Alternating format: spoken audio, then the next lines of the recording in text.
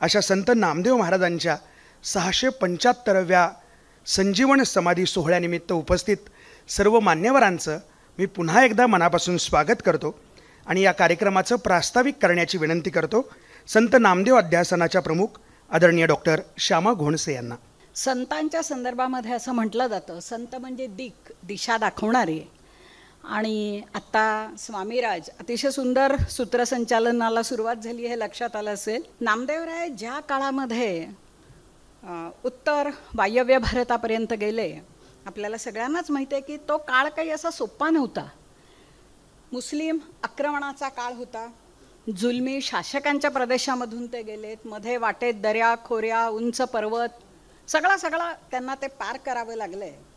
आणि हिंदूंचा अतिशय अमानुष असा छळ आणि मूर्तीपूजेविरुद्ध अशा सत्तेची जरब असलेल्या भागात नामदेवराय जे वावरलेले आहेत, 22-25 वर्ष वावरले. आणि अशा वेळेला सामान्य माणूस कदाचित खचला असता, परंतु नामदेवरायांचा विशेष असा आहे की इभै विठ्ठलू उभै विठ्ठलू विठ्ठलू बिना संसारू नाही असं म्हणत त्यांनी संपूर्ण चराचरामध्ये विठ्ठलाला पाहिल्यामुळे मूर्तीभंजकांचा जो काही तुमचं मानसिक धैर्य कमी करण्याचा एक जो प्रयत्न होता तोच कमी झाला. आणि महाराष्ट्राप्रमाणेच इकडच्या उर्वरित भारतामध्ये पण लोक म्हणायला लागले की देवाविण ठावरिता नाही, जिथे जाऊ तिथे देव आहेच आहे. नाचू कीर्तनाचे रंगी ज्ञानदीप लावू जगी म्हणत. तेव्हा त्यांच्याजवळ होतं काय? आज आपल्याकडे काय काय नाही याची आपण एक लिस्ट करतो, पण नामदेवराय जेव्हा गेले तेव्हा त्यांच्याजवळ होतं काय? तर कपाळावर भागवत नावाचा टिळा होता, हातामध्ये चिपळ्या टाळ आणि खांद्याला विणा होती, आणि सगळ्यात महत्त्वाचं म्हणजे मुखामध्ये विठ्ठल नाम होतं. या मोजक्या साधन सामग्री, खरं म्हणजे त्याला साधनं आणि सामग्री म्हणायचं का, तर या अंगभूत, कारण वारकरी त्याच्याशिवाय होतच नाही, या अंगभूत अशा आयुधांसह नामदेवराय तिथं गेले. किती भाग्य आपलं आहे बघा. नामदेवरायांचे वंशज म्हणून सगळ्या महाराष्ट्राने हे अभिमानाने मिरवलं पाहिजेत. ते कुठल्याही एका समाजाशी संबंधित नाही आहेत.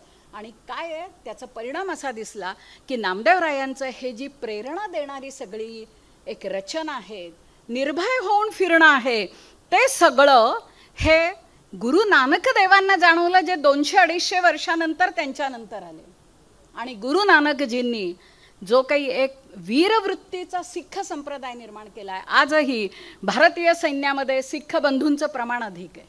आजही ही सगळी मंडळी विलक्षण श्रद्धेनं इथं आलेली आहेत. मला असं वाटतं बघा की जर भारत जोडायचा असेल तर भविष्यामध्ये संत नामदेवरायांच्या पलीकडे दुसरं नाव आपल्या डोळ्यासमोर येत नाही. इथे बघा किती मंडळी आली आहेत. वीरशैव संप्रदायाचे आमचे शरदराव गंजीवाले आलेले आहेत, सदानंद महाजनजी आलेले आहेत की गुरुकुल सिंधुहुनी सखल सरस तुझे बोल आनंदाची बोल नित्य नाही. मी खूप लोकांना ऐकलं, पण नामयाचे बोलणे नव्हे हे कवित्व हा रस अद्भुत निरुपम. मला असं वाटतं बघा, या निरुपम शब्दाला आपल्याला जोड दिली पाहिजे. आणि याच भूमिकेतून डॉक्टर अशोक कामतांना मी शब्द दिलेला होता की सर, तुमचं काम माझ्या परीनं मी पुढे नेण्याचा प्रयत्न करेल. आंतरभारतीचे पहिले प्रवर्तक म्हणजे नामदेवराय आहेत असं कामत सर नेहमी म्हणायचं.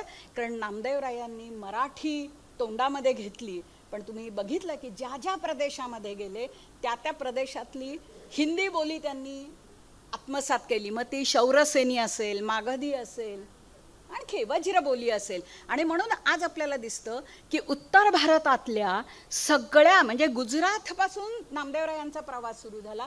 गुजरातमध्ये तुम्ही गेला तर नरसिंह मेहतांच्या आणि त्यांच्या सगळ्या संत परंपरेमध्ये तुम्हाला विठ्ठलू विठ्ठलू विठ्ठलू असा शब्दप्रयोग येतो. कोणामुळे येतो? आणि ते सगळे म्हणतात की नरसिंह मेहता म्हणतो की माझे गुरु कोण आहेत? संत नामदेवराय.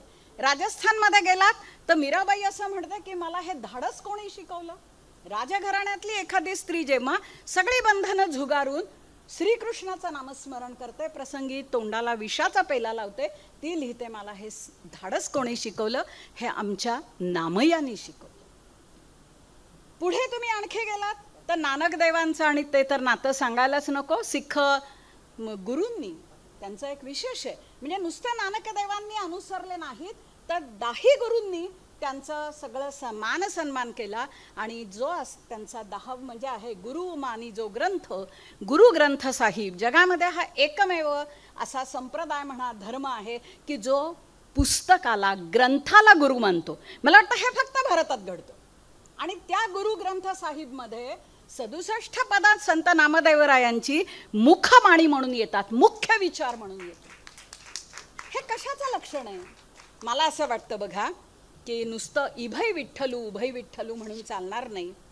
किंवा नामदेव एवढं काम करूनही नामदेवरायांचा आणखी एक विशेष होता की ज्या वेळेला सगळं आता आपलं काम झालंय पूर्ण, कृतार्थतेच्या भावनेने नामदेवराय पंढरीला परत आले.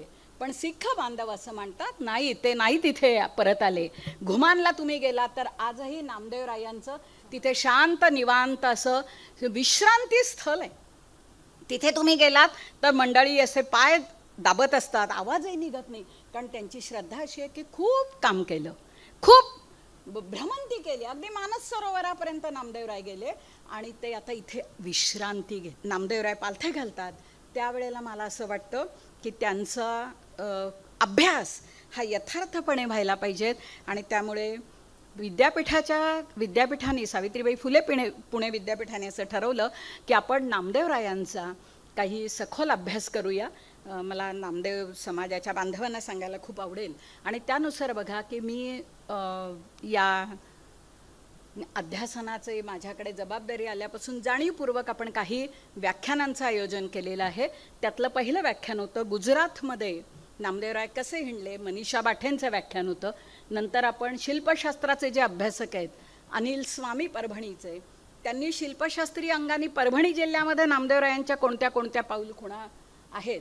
आणि आश्चर्य वाटेल की आज अनिल स्वामी हे भारतामध्ये कुठे कुठे नामदेवराय गेले याचा शोध घेत आहेत आणि त्याच्यासाठी आमचं विद्यापीठ त्यांच्या पाठीशी आहे. आत्ता त्यांनी ज्ञानदेव आणि नामदेव भेटले की नाही याच्याबद्दलही वाद होतात. पण कळसूबाई, हरिश्चंद्र गडावर ही सगळी मंडळी भेटलेली होती असा शिलालेख आहे. त्याचं पुन्हा एकदा ते आपल्यासमोर मांडणार आहेत. त्यामुळे आमचा हा अभ्यास प्रकल्प सुरू आहे. नामदेवांची वाणी विलक्षण मधुर आहे. मग त्याचा आणि संगीताचा काही संबंध आहे का? अशी चर्चा करत असताना अंजली आमची म्हणाली की नाही नाही, मी त्याचा शोध घेते आणि अभिजात संगीत आणि नामदेवरायांची हिंदी बाणी, आता ती काल तर म्हणत होती आपण मराठी बाणीचा पण शोध घेऊया. तिचा तो प्रकल्प सुरू होतोय. पण तिच्या मनामध्ये, एकूणच सिख बांधवांच्या मनामध्ये आपल्याला माहीत आहे नामदेवांबद्दल विलक्षण प्रेम आहे. त्यांच्या भाषेत ते नामदेव बाबा आहेत, वडिलांचं स्थान आहे, आजोबांचं स्थान आहे आणि म्हणून अतिशय व्यस्त असतात. नमस्कार. सावित्रीबाई फुले पुणे विद्यापीठ, संत नामदेव अध्यासन. आज भक्त शिरोमणी संत नामदेवराव यांचा 675वा संजीवन समाधी सोहळा दिन. त्यांनी आपल्या अभंगातून आणि कीर्तनातून समाज प्रबोधनाचंही मोठं कार्य केलं. नाचू कीर्तनाचे रंगी, ज्ञानदीप लावू जगी, हे वचन त्यांनी आपल्या जीवनातून सार्थ करून दाखवलं. सगळ्यात महत्त्वाचं म्हणजे त्यांनी आमच्या पंढरपूरच्या विठुरायाची विठ्ठल भक्ती केवळ महाराष्ट्रापुरती मर्यादित न ठेवता ती अगदी पंजाबपर्यंत पोहोचवली. अगदी ताईंनी सांगितलं की शीख दरम्यानच्या गुरु ग्रंथ साहिबामध्ये सुद्धा अनेक त्यांची पदं समाविष्ट आहेत. ही आपल्यासाठी अभिमानाची गोष्ट आहे आणि हेच दाखवून देतं की संत नामदेव महाराज हे खऱ्या अर्थाने राष्ट्रीय एकात्मतेचं एक प्रतीक म्हणून आपण त्यांच्याकडे बघता येईल. या समाधी सोहळ्याच्या 675व्या दिनानिमित्त आपण त्यांच्या स्मृतीला अभिवादन करू आणि त्यांच्या विचारांना आपल्या जीवनात अंगीकारण्यासाठी आपण निश्चितपणे एकत्रित प्रयत्न करू. हा विचारांचा जागर निश्चितपणे आपण आज एका दिवसापुरता न करता कायम ठेवत राहू आणि सावित्रीबाई फुले पुणे विद्यापीठाचं हे नामदेव अध्यासन निश्चितपणे त्यांच्या विचारांना पुढे नेण्याचं काम केले. त्यांच्या जे काही आणखीन काही संकलन करायचं असेल त्यांच्या कार्यासाठी ते कार्य करेल असं मी आश्वासन देतो आणि आपल्या सगळ्यांना धन्यवाद देतो. धन्यवाद. मनापासून धन्यवाद सर. यानंतर कार्यक्रमाच्या पहिल्या व्याख्याता प्राध्यापिका डॉक्टर अंजली जोशी यांना विनंती करतो त्यांनी संत नामदेवरायांच्या हिंदी रचना आणि अभिजात संगीत यावरती आपलं भाष्य करावं. सर्वांना नमस्कार. प्रथम संत नामदेवराय आपल्या विद्यापीठाचं नामकरण झालेलं सावित्रीबाई फुले, की ज्यांच्यामुळे आज मी इथं बोलू शकते आहे, त्या सावित्रीबाई फुले यांना अभिवादन करते.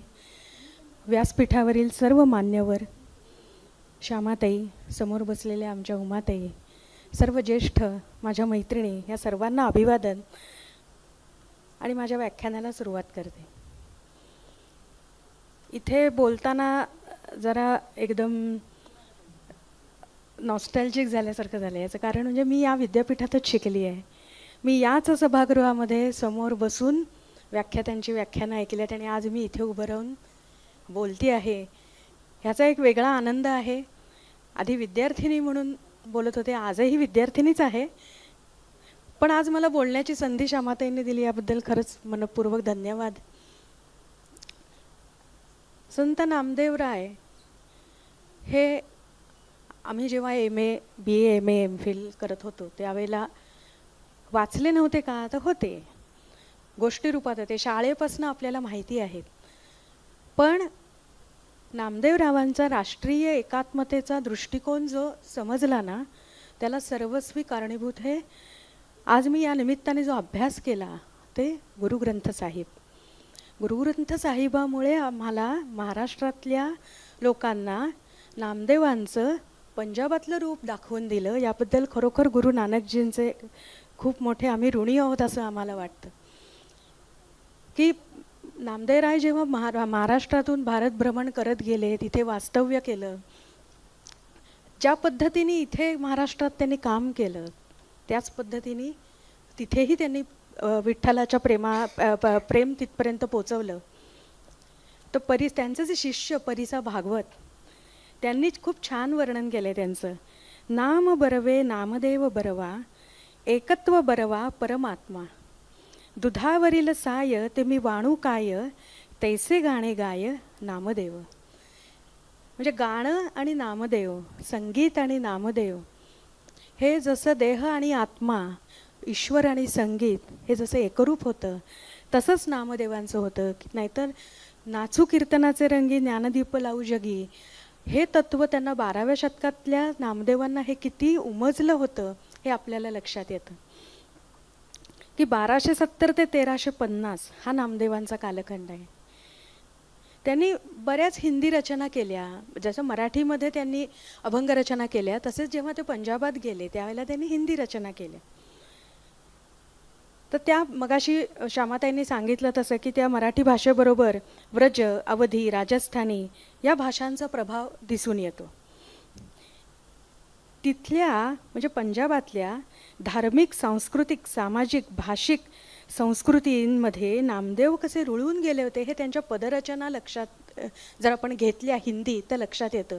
आता गुरुबाणीतल्या सर्वच गोष्टी आम्हा महाराष्ट्रातल्या मराठी लोकांना समजतील असं नाही, पण जो काही भावानुवाद आहे त्याच्यावरून आम्हाला अंदाज करता येतो की काय पद्धतीने नामदेव तिथे रुळून गेले होते.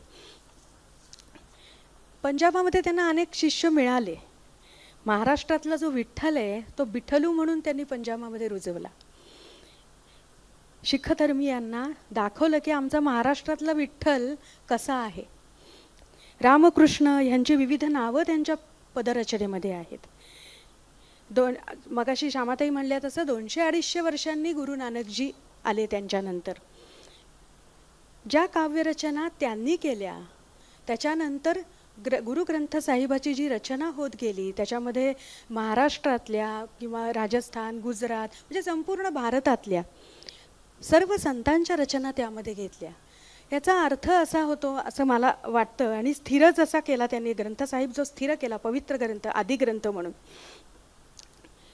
तर तो स्थिर केल्यानंतर असं लक्षात येतं आपल्या की मीराबाई असो, नामदेवराय असोत, इतर संत असोत, कबीर असोत, काही मुस्लिम संतांचंही त्याच्यामध्ये रचना आहेत.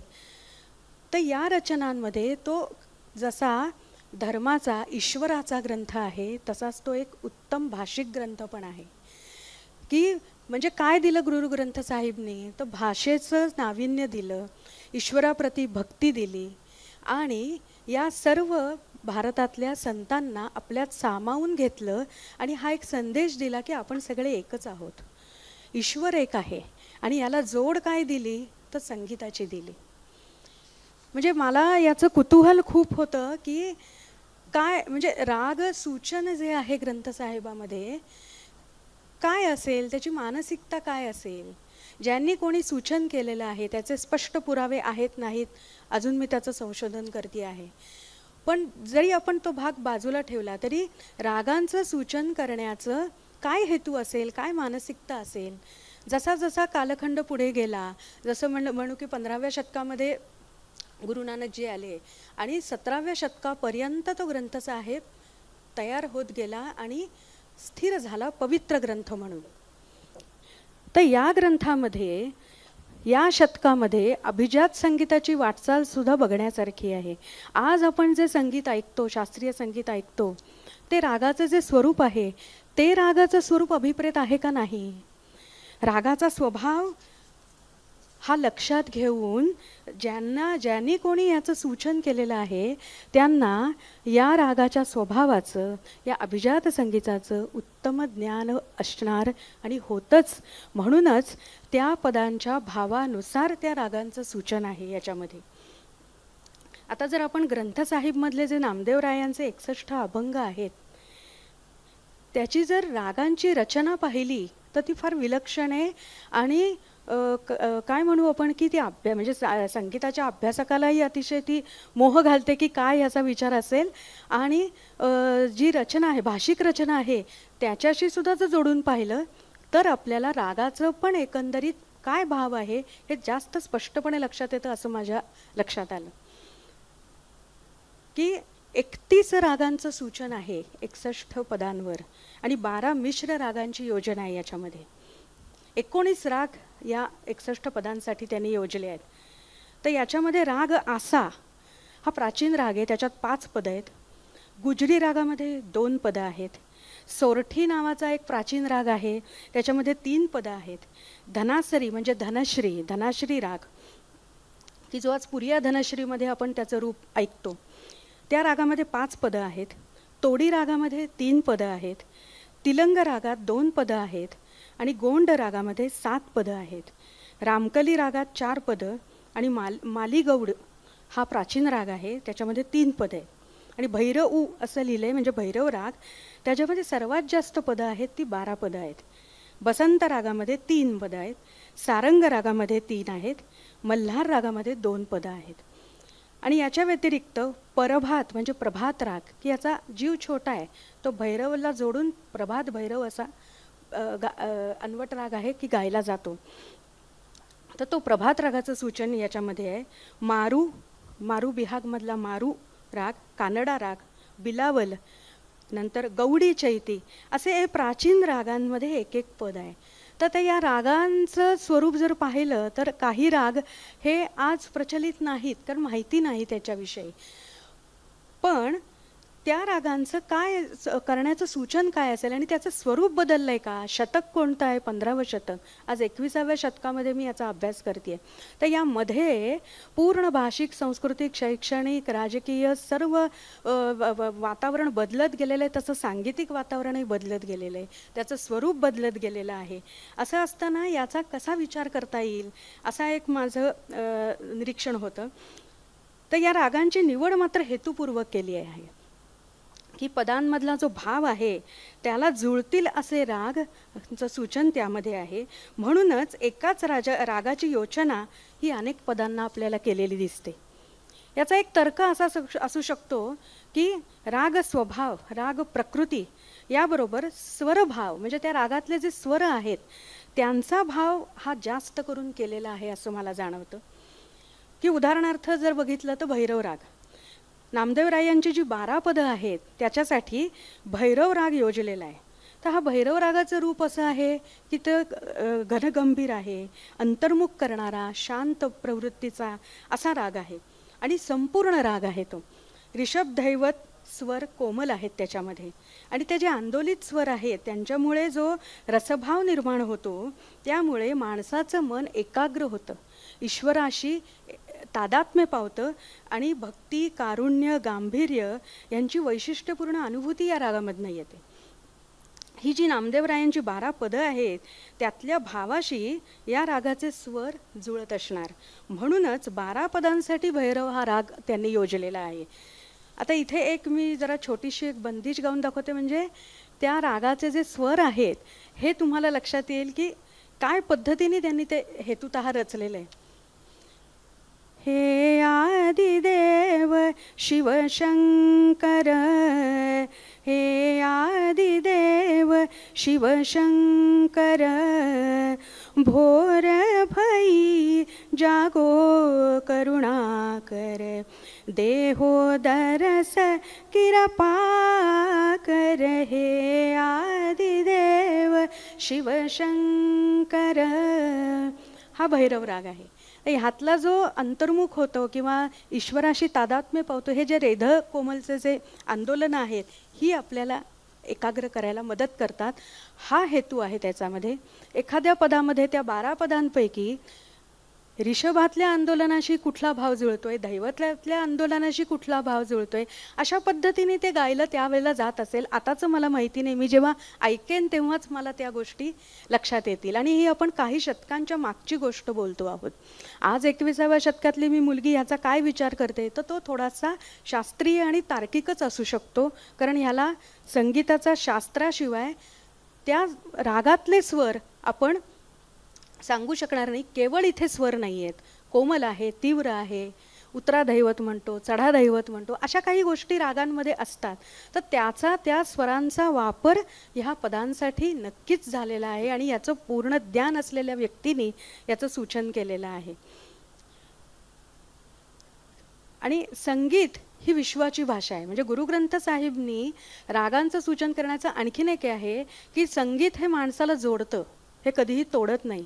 एकमेकांशी संबंध नसलेले लोकसुद्धा एकत्रित एका मैफलीला जातात, कारण ते संगीत जोडतं त्यांना.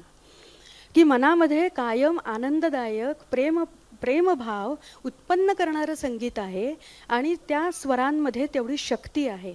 ईश्वरापर्यंत पोचण्याची शक्तीचं माध्यम हे स्वर आहे, हे पूर्णतः शिखगुरू हे जाणून होते. त्यामुळे ते सामर्थ्य ते जाणत होते. म्हणून रागदारीची पद्धतीच त्यांनी रूढ केली की या रागदारीच्या पद्धतीतूनच तुम्ही ईश्वरापर्यंत पोचलं पाहिजे. आणि म्हणून ही रागांचं सूचन त्यामध्ये केलं की कुठेही त्या भावाशी तडजोड त्यांनी करू दिली नाही. अतिशय काय म्हणू आपण संगीताच्या माध्यमातून केली, कारण कुणी त्याच्यावर आम्ही असं करू शकणार नाही, आम्ही नाही, आम्हाला पाहिजे त्याच पद्धतीने आम्ही पद म्हणून तर नाही. कारण तो भाव योग्य पद्धतीने लोकांनी आत्मसात करायला हवा असं त्यांचं मानसिकता असणार आणि त्या पद्धतीने त्यांनी प्रयत्न केले. म्हणूनच त्या रागांचं सूचन हेतुतः त्यांनी केले असं मला आज वाटतं आहे. गुरु नानकजी शिखांचे पहिले गुरु, त्यांनी प्रचंड समाजकार्य केलं. मी प्रथम त्यांचं चरित्र वाचलं त्यावेळेला त्यांच्या चरित्रातनं ज्या ज्या गोष्टी माझ्या लक्षात आल्या की संगीत हे त्यांनी पहिलं धरून ठेवलं. भजनं पद कोणतेही संत असू देत ते संगीताच्या माध्यमातून भजनं पद कीर्तनं या माध्यमातूनच लोकांशी जोडतात, कारण जनसामान्यांना जोडण्याचा तो दुवा आहे. प्रत्येकाला शास्त्र सांगत बसलो तर लोक पळून जातील. हे त्यांना बरोबर जनसामान्यांची नाडी संतांना जेवढी समजली आहे ती दुसऱ्यांना कोणाला समजली असं मला वाटत नाही. कारण सर्व म्हणजे विद्वान, अज्ञानी, ज्ञानी, मूढ सर्व जन एकत्रित येतात. ती वारी आहे, गुरुद्वारा आहे, हे सगळीकडे तिथे आहे. तिथे कोणी कमी जास्त नाही, तिथे सर्वजण सारखे आहे. मग त्या सर्वजण सारखे असलेल्या लोकांना विश्वाची भाषा असलेलं संगीत कसं जोडेल तर ते अशा पद्धतीने जोडेल. पण ती पद्धती तुम्ही वापरली पाहिजे तरच तो भाव तुमच्यापर्यंत अगदी त्यांना पाहिजे त्या पद्धतीने पोचू शकतो असं त्यांना वाटलेलं होतं. म्हणून ते स्वतःही अतिशय सुंदर पद म्हणत असत असा उल्लेख मला तिथे सापडला. आजूबाजूचे लोक त्यांच्या पदांमध्ये अगदी गुंगून जायचे. आता आपण नामदेवांचं जर महाराष्ट्रातलं पाहिलं तर नामदेव महाराज सुद्धा अतिशय सुंदर रसाळ कीर्तन करत असत की लोक त्यांच्या कीर्तनामध्ये रंगून जात असेल की त्यांना पण ते देहभान नव्हतं. आता आपण त्यावेळेला नव्हतो, आपण हे वाचनातनं केलेलं आहे. पण आपलं सुदैव असं की भारतरत्न पंडित भीमसेन जोशी आपल्याकडे होऊन गेले.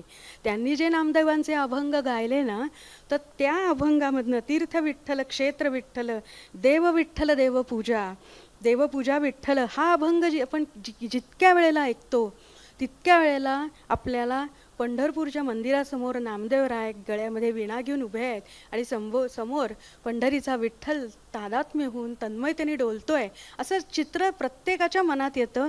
हा एक समभाव निर्माण करणं हे रागाचं सामर्थ्य आहे, गायकाचं आहे आणि मुख्यतः नामदेवांचं आहे. कारण त्यांच्या वाणीमध्ये नादमयता होती, लय होती, कारण त्यांना संगीताचं ज्ञान होतं. कारण त्यांच्या काही अभंगांमध्ये ताल, ख्याल असे शब्द आहेत. म्हणून आपण असं म्हणू शकतो की भैरव, मारू, तोडी असे राग कदाचित त्यांच्या ह्याच्यातनं येणार नाहीत, पण विश्वभाषा असल्यामुळे संगीताचं महात्म्य ते जाणून होते आणि लोकांच्या मनावर संगीत परिणाम करतं ह्याचं महत्त्व ते जाणून होते. म्हणूनच कीर्तन, नाचू कीर्तनाचे रंगी म्हणण्याचं कारणच हे की कीर्तनाच्या माध्यमातून ज्ञानाचा दिवा लावायचं हेच त्यांचं खरं कार्य होतं. ते या माध्यमातून केलं. भारतातल्या प्रत्येक संतांनी हे काम केलेलं आहे. आता नामदेवराव यांच्या हिंदी रचना आणि अभिजात संगीत ह्याचा एक परस्पर संबंध किंवा यांचा काय संबंध आहे ह्याचा एक शोध घेणं हा एक साहित्यिक पण आनंद आहे आणि एक सांगीतिक आनंद पण आहे. की आसा, गोंड, मारू हे जे 3 राग या ग्रंथ साहिबामध्ये सूचन केलेलं आहे ते हिंदुस्थानी शास्त्रीय संगीताने घेतले आणि त्याचे इतर रागांमध्ये वर्गीकरणाच्या रूपामध्ये हे राग दिसलेले आहेत. आता हे राग सादरीकरणामधनं स्वतंत्ररित्या गायले गेलेत असं आढळत नाही. आता गोंड रागाच्या बाबतीमध्ये असं एक मला ऐकायला मिळालं की गुरु नानकजी, त्यांचे शिष्य, त्यांना समकालीन असलेले गुरु हे गोंड जमातीच्या इथे जात असत, समाजकार्य करत असत. तर मग लोकसंगीतातनं, लोकधुनीतून हा राग कदाचित इथे त्याचे स्वर त्यांनी तयार करून हा राग इथे इंट्रोड्यूस केलेला असेल असं वाटतं. म्हणजे आणि याच्यातून म्हणजे हिंदुस्थानी शास्त्रीय संगीताने काय केलं तर जोड राग, मिश्र राग यातून या रागांचे भाव उचलले, स्वर उचलले. काही ठिकाणी स्वर उचललेत, काही ठिकाणी भाव उचललेत. तर याचं एक उत्तम उदाहरण असं आहे की आज आधुनिक काळामध्ये आपण जो राग कायम ऐकतो तो म्हणजे मारू बिहाग. आता मारू बिहागमध्ये नेहमी मला जेव्हा मी गाणं शिकत होते त्यावेळेला मला प्रश्न पडायचा की काय आहे, म्हणजे बिहाग तर कळतो पण मारू काय आहे हे मला सापडत नव्हतं. तर याचं उत्तर मला ग्रंथ साहिबामध्ये मिळालं की मारू हा जो राग आहे हा आक्रमक स्वरूपाचा राग आहे. युद्धभूमीवर उत्साह येण्यासाठी ह्याचे स्वर आहेत. हा राग गायला जायचा. आता ते जर तिथली जर सामाजिक राजकीय पार्श्वभूमी पाहिली तर मोगली अत्याचारांमुळे अंगामध्ये बळ येणं, धैर्य येणं, शौर्य येणं हे गरजेचं होतं. त्यासाठी या रागाचं सूचन त्यांनी केलेलं की अशी पदं तुम्ही गा की जेणेकरून तुम्ही जे आपल्यावर आक्रमण करता आहेत, जे अन्याय करतायत त्याच्या विरुद्ध तुम्ही निर्भयपणे उठलं पाहिजे. हा भाव या रागामधनं निर्माण होतो. हा प्राचीन राग आहे. 14व्या आणि 19व्या शतकापर्यंत हा इतर रागांबरोबर म्हणजे संगीताचं जर आपण शास्त्र पाहिलं किंवा इतिहास पाहिला तर या रागाचे काही काही भाग आपल्याला आढळतात. म्हणजे पण या रागाचा आणि नामदेवरावांच्या 61 पदांपैकी जे 37वं पद आहे तिथं मारू रागाचं सूचन आहे. मी हा भाग फक्त नामदेवरायांच्या 61 पदांपुरताच बोलतेय. गुरुग्रंथ साहेबमध्ये सुद्धा मारू रागामध्ये अनेक पदं आहेत. तर हा जो 37वं जे पद आहे त्याचा आशय असा आहे की जो भक्त गुरुच्या उपदेशाप्रमाणे आचरण करतो तो तरुण जातो.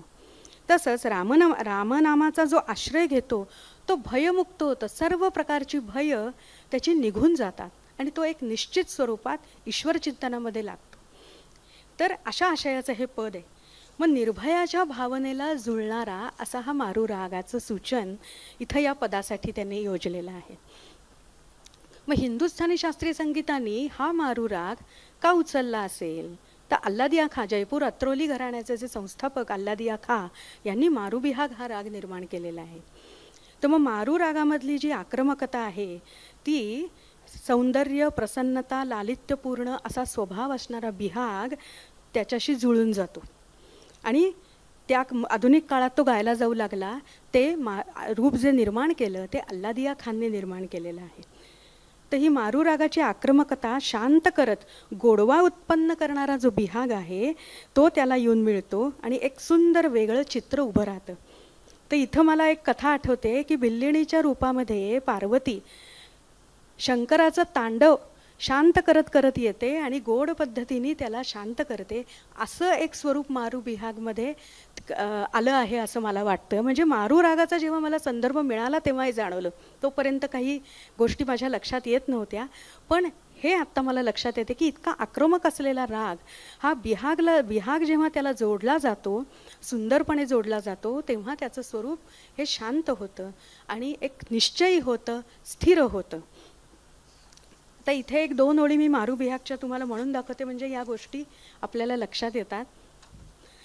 साजन घर आयो मीठा बोला, साजन घर आयो मीठा बोला, कब की खड़ी मैं पंथ निहारू, कब की खड़ी मैं पंथ निहारू, ठाडो वाया ओ सिबला, साजन घर आयो मीठा बोला. हा मारू बिहाग आहे. आता याचं उत्तम उदाहरण तुम्हाला सांगते की दहेज हा हिंदी चित्रपट होता, जुन्या लोकांना माहिती असेल, पण गाणं सगळ्यांना माहिती असेल. तुम तो प्यार हो सजना, तुम तो प्यार हो, मुझे तुमसे प्यारा और न कोई, तुम तो प्यार हो. हा मारू बिहाग. हे रूप दिसतं याच्यामध्ये. म्हणजे हे गाणं बंदिशी सगळ्यांना माहीत नसतात, म्हणून हे गाणं म्हणून दाखवलं की गाणं सगळ्यांना माहिती आहे. तर अशा पद्धतीने अभिजात संगीत आणि गुरुग्रंथ साहिबमधलं सूचन किंवा नामदेवरावांच्या पदांमधल्या रागांचं सूचन ह्याचा असा एक परस्पर संबंध आहे. कारण संगीत आणि शब्द हे वेगळे करता येत नाहीत. ह्याचं एकत्रीकरण गुरुग्रंथ साहिबमध्ये कसं झालं आहे आणि हे आपल्याला कसं दिसतं हे याच्यातनं माझ्या लक्षात आलं. गौडी राग हा खूप प्राचीन राग आहे. तर त्याचं जे रूप आहे तर हे आता प्रचलित नाही आहे. तर चैती गौडी असं एका पदावर, म्हणजे नामदेवरायांच्याच पहिल्या पदावर या रागाचं सूचन आहे. तर गौडी चैती हा कुठून राग आला? आता चैती चैत्र महिन्यात गायला जातं, तो उपशास्त्रीय प्रकार मला माहिती होता. पण मग हा काय प्रकार आहे? मग मी जेव्हा त्याचा शोध घेतला तेव्हा काही ठिकाणी मला हा उल्लेख आढळला की गौडी हे प्राचीन रागाचं रूप आहे. ते 11 प्रकारांनी गुरुग्रंथ साहिबमध्ये गायलं गेलेलं आहे. तर त्या 11 प्रकारातला हा एक प्रकार आहे, तो म्हणजे गौडी चैती. आणि त्याचे थाट पण पूर्वी थाटात, म्हणजे वेगवेगळ्या भैरव थाटात गायला गेला आहे गौडी, नंतर पूर्वी थाटात गायला गेलं आहे. म्हणजे हे जे वेगवेगळे थाट आहेत, 12 जे महत्त्वाचे थाट आहेत, त्या थाटांमध्ये जी जी पद्धती आहे रागाची, त्या पद्धतीप्रमाणे हे प्रकार गायले गेले. ते स्वरभाव, त्या स्वरांशी संबंध असलेल्या पदांवर ते सूचन केलं गेलेलं आहे. तर गौडी म्हणजे गौरी असं पण म्हणले, चैत्री गौरी असं पण त्यांनी म्हणले. त्यातला एक प्रचलित राग आज जयपूर घराण्यामध्ये गायला जातो, तो म्हणजे ललिता गौरी. तर त्याचं एक सुंदर रूप आहे ललित, आणि हा गौडी म्हणजे गौरी, ह्याचं एक सुंदर काय म्हणू, एक सामंजस्य आहे. त्याच्यामध्ये केवळ जोडले गेलेलं नाही आहे, 2 रागांचं सामंजस्य वेगळं, जोड राग वेगळं, किंवा एकाच्या मागून दुसरा राग जाणं वेगळं. हा एक जरा थोडा शास्त्रीय भाग असला तरी खूप सुंदर भाग आहे तो. आणि त्याचं पूर्वसूचन गुरुग्रंथ साहिबमध्ये उपलब्ध असल्यामुळे या मोठमोठे गायक, संगीतकार यांनी याचा वापर करून घेतलेला आहे. आणि हे अभिजात संगीताला दिलेली गुरुग्रंथ साहिबांनी खूप मोठी देणगी आहे असं मला वाटतं. की त्यामुळे अभिजात संगीतसुद्धा वेगवेगळ्या पद्धतीने नवनिर्मिती करायला उद्युक्त झालं आणि वेगवेगळे राग निर्माण करून आज आधुनिक रूपामध्ये आपल्या समोर येत आहेत. त्यामुळे हे गौडी आहे, मालगौडी आहे, गोंड मगाशी मी सांगितलं ते, की यामध्ये त्यांचे उल्लेख आहेत. बिलावल थाटातला हा गोंड राग आहे, म्हणजे त्याला थाटामध्ये बसवावं लागतं. म्हणजे काय आहे की नुसताच रागाचं सूचन करून चालत नाही. त्यावेळेला त्या शतकामध्ये ज्या पद्धतीने तो राग गायला जात होता त्या पद्धतीने त्या थाटाचं ज्या वेळेला एक शिस्त त्यांना मिळते, म्हणून आज तिथे बिलावल थाट हा मानला गेलेला, म्हणजे जो जेव्हा स्थिर झाला तेव्हा त्याचा उल्लेख असेल. पण म्हणून आता जसं मगाशी म्हणलं मी की लोकसंगीतातनं काही राग आले, तर लोकसंगीत हे मुक्त होतं. ज्याला जो स्वर आहे तिथं कोमल आहे, तीव्र आहे, हा भाग नाही. ज्या उत्स्फूर्ततेने म्हणजे कुमारांनी लोकसंगीताचा ज्या पद्धतीने वापर करून घेतलेला आहे, तिथे आपल्याला शुद्ध तीव्र, जरी आपल्याला ज्यांना जे जाणकार आहेत संगीतातले त्यांना ते कळत असलं तरी ऐकणारा जो श्रोता आहे तो काय म्हणतो, मला हे ऐकायला छान वाटते, तिथे शुद्ध आहे का, कोमल आहे का, उतरा आहे का, चढा आहे, याच्याशी मला घेणं देणं नाही. मी या निर्गुणी भजनाशी जास्त थेटपणे जाऊन भिडतोय ना, मग हा भाग महत्त्वाचा आहे.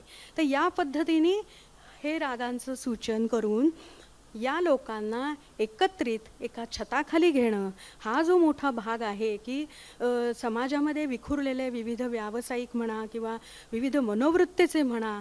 आता गुरु नानकजी यांच्याबरोबर जो शिष्य होता तो मुस्लिम मर्दाना हा जो शिष्य होता की जे रबाब वाजवून ती भजनं त्या रबाबावर ते वाजवायचे आणि नानकजी गायचे. हा भाग काय आहे, तिथं कोणी का असेना, कुठल्याही जातीपातीचा माणूस असेना, पण संगीताने ते दोघं एकत्र आले आणि हे एक प्रकारचं मोठं उदाहरण त्यांनी स्वतःच्या कार्यपद्धतीतनं त्यांनी घालून दिलेलं आहे असं मला वाटतं.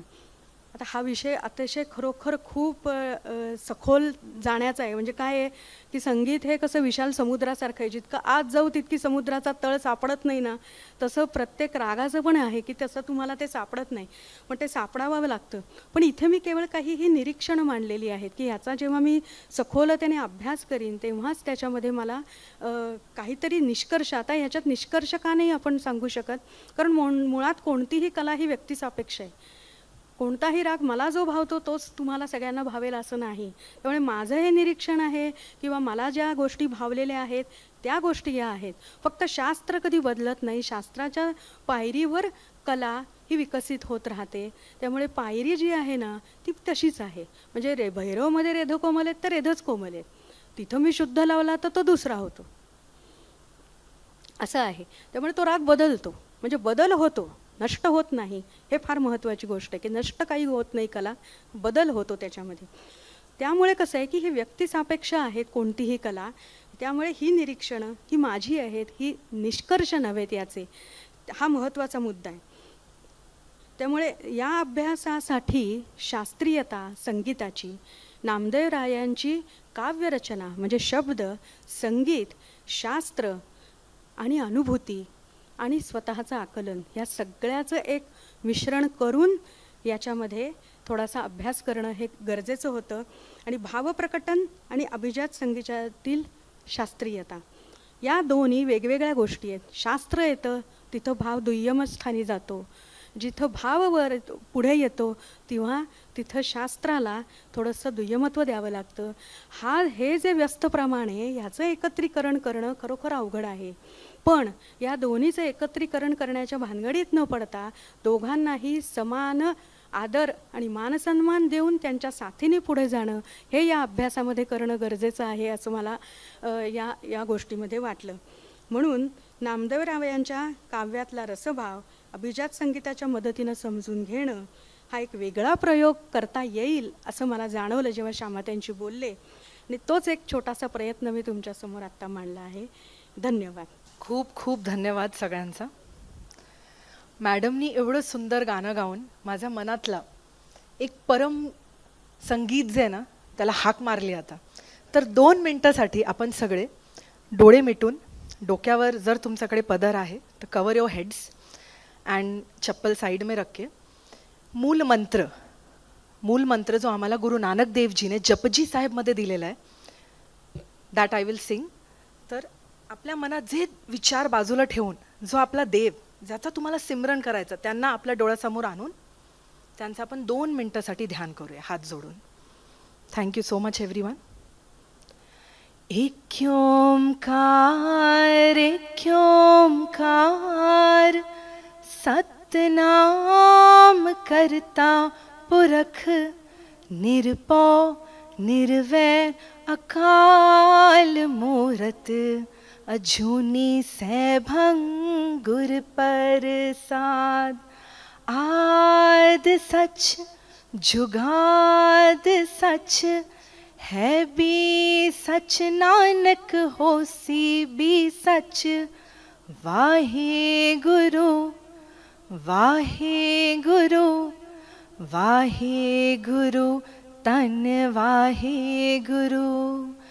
एक ओंकार सतनाम, करता पुरख निरपौ निर्वैर। वाहे गुरु वाहे गुरु वाहे गुरु तन वाहे गुरु।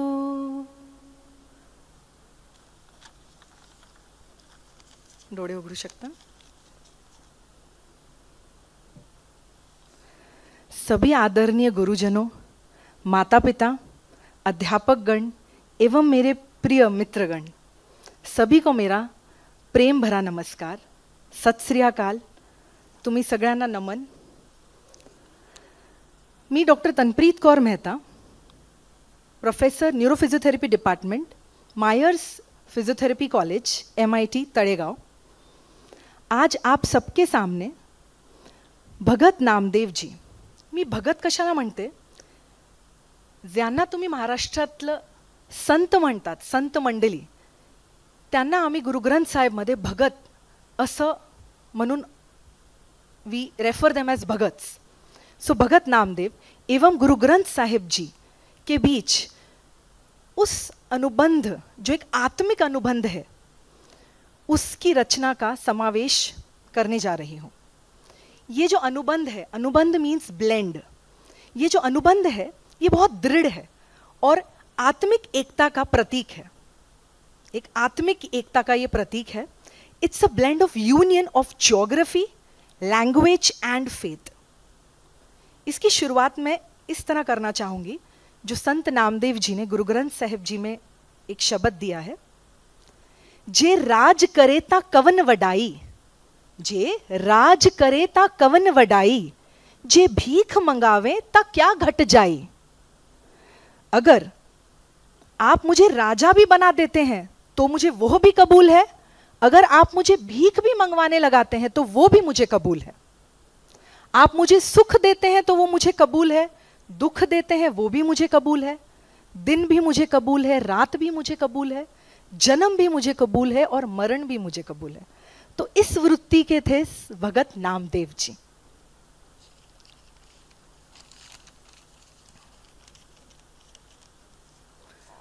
मनुष्य को सब कुछ प्राप्त करके भी यही कहना चाहिए जो भगत नामदेव जी ने अंग 1165, हम गुरु ग्रंथ साहिब जी का पन्ना या पेज नहीं कहते हैं, अंग कहते हैं, क्योंकि हम उन्हें संपूर्ण गुरु समझते हैं। तो अंग 1165 में उन्होंने लिखा है, मेरा किया कछु ना होए, मेरा किया कछु ना होए, करे है राम होए है सोए। तो जो राम करता है वही कुछ होता है। तो आज ये जो हम सब बैठे हैं वो भी राम ने ही रचा है। And highly gratitude to Shyama Gonse madam, मैंने उन्हें सुबह से 1 मिनट बैठे हुए नहीं देखा है। She is constantly doing some और the other thing for arranging all of us at time, at place. Really big gratitude to you ma'am. आगे बढ़ते हैं। अंग 1163 में उन्होंने एक बुलंद विचार जो लिखा है, पर धन पर दारा, पर धन पर दारा, पर हरि ताको निकट बसे नर हरि। जो पर मीन्स पराई, जो पराई औरत या पराए धन पे अपनी नजर रखता है उसे भगवान की प्राप्ति कभी नहीं होती है।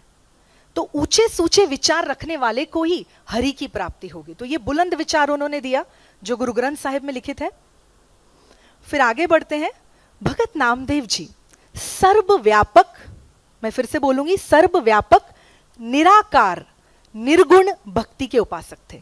सर्वव्यापक मतलब सब में पाए जाने वाले, निराकार जिसका कोई आकार ना हो, निर्गुण जिसको कोई एक गुण नहीं है, he is complete, he is everywhere, भक्ति के उपासक थे। वो कहते थे, सब गोविंद है, सब गोविंद है, गोविंद बिन नहीं कोय। उनका एक बहुत ही सुंदर शब्द है, मोको तार ले रामा तार ले। मैं अजान जन तरबे न जानो, मैं अजान जन तरबे न जानो, बाप बीठुला बहा दे मोको तार दे, रामा तार ले मोको तार ले, रामा तार ले मोको तार ले, रामा तार ले मोको तार ले, रामा तार ले। तो ये भक्ति गीत वो गाते थे। फिर उन्होंने हमें दिया एकता का संदेश, और किस तरह दिया ये मैं आपको बताती हूं। हिंदू अन्ना तुर्को काना, हिंदू अन्ना अंधा, तुर्को काना एक ही आंख से देखने वाला, दोवे ते ज्ञानी स्याना, जिसे ज्ञान है, किसका ज्ञान? विचारों का ज्ञान, भक्ति का ज्ञान, परम आत्मा का ज्ञान।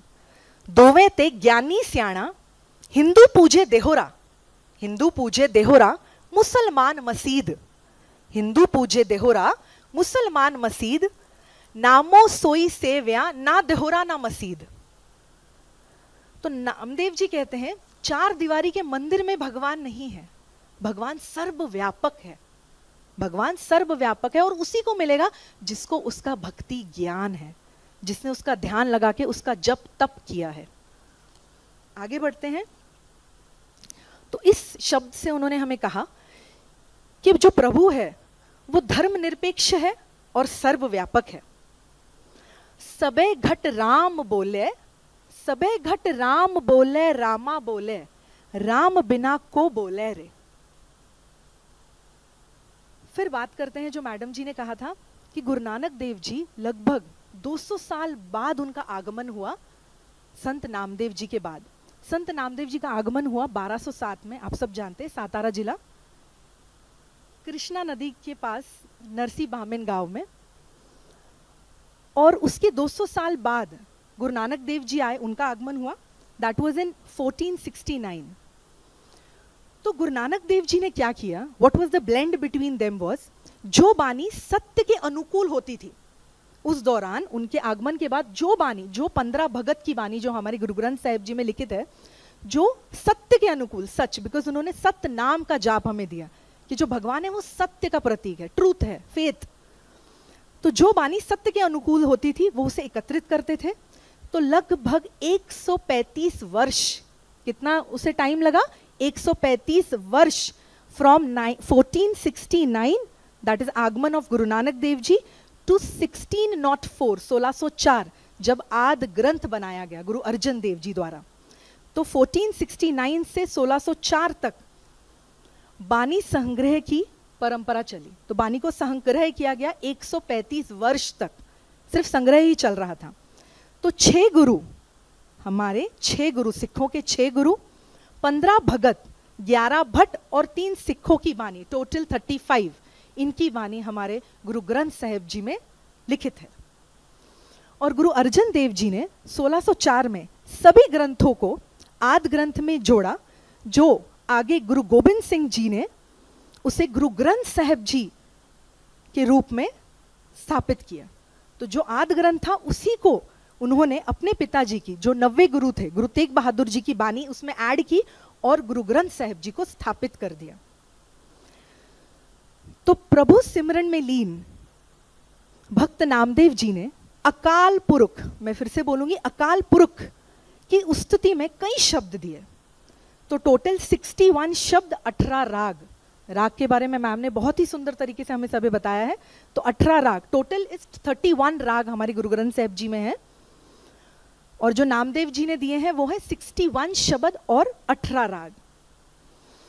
तो गुरु ग्रंथ साहिब जी एक बहुभाषा ग्रंथ हुआ, क्योंकि इसमें 15 भगत, भगत नामदेव जी और उनके प्रिय मित्र भगत त्रिलोचन, ये आए महाराष्ट्र से, भगत पीपा जी, भगत रामदास जी, ऐसे कई भगत, भगत रविदास जी, कई भगत राजस्थान, उत्तर भारत, भगत कबीर, भगत कबीर तो गुरु नानक देव जी के वक्त के ही थे, भगत कबीर, भगत फरीद जी, इन सब की बानी को लिया गया। तो ये बहुभाषा ग्रंथ हुआ। जिसे when I was reading I saw this term that is संत भाषा कहा जाता है। तो बहुभाषा और संत भाषा, सो इट इज बहुभाषा ऑल्सो इन संत भाषा, क्योंकि संतों की दी गई भाषा थी, भक्तों की दी गई भाषा थी, इसलिए संत भाषा।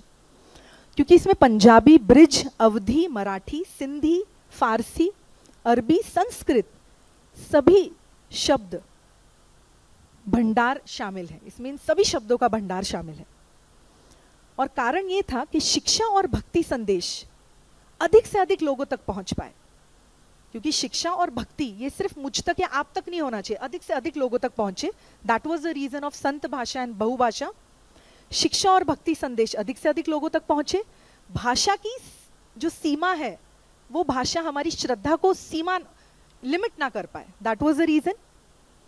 और इसे जो लिखा गया दैट वाज गुरमुखी लिपि, तो गुरमुखी लिपि में उसे लिखा गया। मेरी भाषा अंग्रेजी होगी आपको समझाने की, पर शायद मेरी भावनाएं आप तक पहुंच पाए, so I am using Hindi, English end Marathi. Please cooperate with me in that, I hope you all will understand. तो गुरमुखी लिपि में इसे लिखा गया। अब आते हैं हम, जब संत नामदेव जी, भगत नामदेव जी बालक स्वरूप थे, तो बालक थे तभी से वो हरि चिंतन और भक्ति में लीन रहते थे। तो एक कहानी आपको पता होगी, पिताजी ने कहा कि आज मैं व्यवसाय के किसी कारणवश बाहर जा रहा हूं, तो आज विट्ठल जी को जो भोग लगाना है उसका जो पूरी सामग्री है वो आपको लानी है और आपको भोग लगाना है। और ये सिर्फ 11 वर्ष के थे तब, पुस्तकों में लिखा है he was only 11 years of age। तो सुबह पिताजी ने कहा है एंड ही वॉज वेरी आज्ञाकारी, तो पिताजी ने कहा ही गागर लिया, उन्होंने गागर को स्वच्छ किया और कृष्णा नदी के पास जब भरने गए, सुबह 4 बजे का वक्त था, तो जैसे ही झुकते हैं तो देखते हैं इसमें तो कहीं जीव जंतु हैं, मछलियां हैं। तो विचार आया मन में कि जिस पानी से मैं विठोबा का स्नान दूंगा वो पानी तो यहाँ मुझे अपवित्र दिख रहा है, बिकॉज मछलियों का कारोबार तो इसी पानी में चल रहा है, तो ये तो अपवित्र है, ये मैं कैसे करूं। फिर विचार आया कि मछली के रूप में स्वयं भगवान ही तो इस पानी में है, और भगवान तो पवित्र है, उन्हें स्नान की जरूरत ही क्या है, भगवान तो परम पवित्र आत्मा है, उन्हें क्या स्नान की जरूरत है। तो ये तर्क उन्हें उसी 11 वर्ष की उम्र में आया। फिर विचार किया चलो पानी नहीं तो फूल की माला ही बना लेता हूँ, फूलों की माला। तो जब फूल तोड़ने गए तो देखते हैं वहां भंवरे पहले ही आके शहद इकट्ठा कर रहे हैं। फिर बोलते हैं अब ये भी तो अपवित्र हो गए और ये भी भगवान का ही रूप है, जो मधुमक्खी आके शहद ले रही है ये भी भगवान का रूप है, ये भी स्वयं भगवान आ रहे हैं यहाँ पे। फिर बोलते चलो अभी पिताजी रोज कटोरी में दूध रखते हैं और मैं देखता हूँ कि ये तो पीछे से निकाल लेते हैं, पता नहीं ग्रहण करते हैं कि नहीं मेरे परमात्मा। तो मैं कपिला गाय का दूध तो जरूर निकालने जाऊंगा।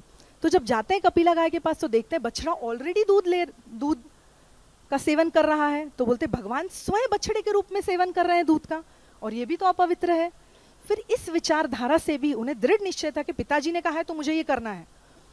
तो गोविंद गोविंद सिमरन, हरि हरि सिमरन करते हुए दूध लेके जाते हैं और कहते हैं आपको ग्रहण करना ही पड़ेगा। तो जिस नाम से उन्होंने प्रभु को ध्याया है उस रूप में कहते हैं 72 टाइम्स, नॉट 1 2 10, 72 बार भगवान ने उन्हें प्रत्यक्ष दर्शन दिए। जिस रूप में उन्होंने ध्याया, चाहे वो गोविंद हो, हरि हो, राम हो, अल्लाह हो, in whatever name he has done the simran, उस रूप में भगवान ने उन्हें प्रत्यक्ष दर्शन दिए हैं। तो धान धनंतर नामा प्रणवे पूर्व रहे हो तो सर्ब माही, तो सर्ब में ही भगवान पूरी तरह रहते हैं। आगे बढ़ते हैं। देश की संस्कृति के मुताबिक वह कई मंदिरों में गए, बड़े होते गए और कहीं मंदिरों में गए भक्ति करने के लिए। तो उन्होंने अपनी आप बीती जो लिखी है, जो गुरु ग्रंथ साहिब जी में दर्ज है, हसत खेलत तेरे देहोरे आया, हसत खेलत तेरे देहोरे आया, भक्ति करत नामा पकड़ उठाया।